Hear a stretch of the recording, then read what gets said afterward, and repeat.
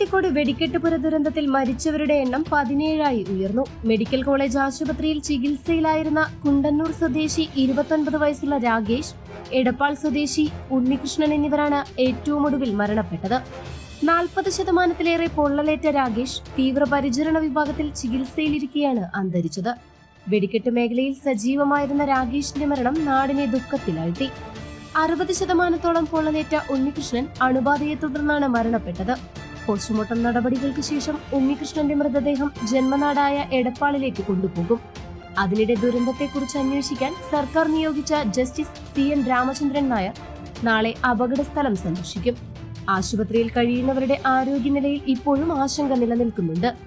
Sreekrishna college for health care and media studies BVOC medical ആപ്പ് nursing diploma paramedical കോഴ്സുകളിലേക്ക് admission ആരംഭിച്ചിരിക്കുന്നു. മികച്ച ആശുപത്രികളിലും ഫാർമസികളിലും പരിശീലനം. ദാരിദ്ര്യരേഖയ്ക്ക് താഴെയുള്ളവർക്ക് പ്രത്യേകാനുകൂല്യങ്ങൾ. കൂടാതെ ഓൺലൈൻ ക്ലാസുകളും ഇവിടെ ലഭ്യമാണ്. 9800 വനിതകൾക്ക് ജോലി നേടിക്കൊടുത്ത വടക്കാഞ്ചേരിയിലെ 28 വർഷത്തെ പാരമ്പര്യമുള്ള അംഗീകൃത സ്ഥാപനം. +2 തോറ്റവർക്കും ജയിച്ചവർക്കും പ്രവേശനം. Sreekrishna college for health care and media studies, Ottupara bypass junction, Arabian മെഡിക്കൽസിന് സമീപം, അറേബ്യൻ ടയേഴ്സിന് മുകളിൽ.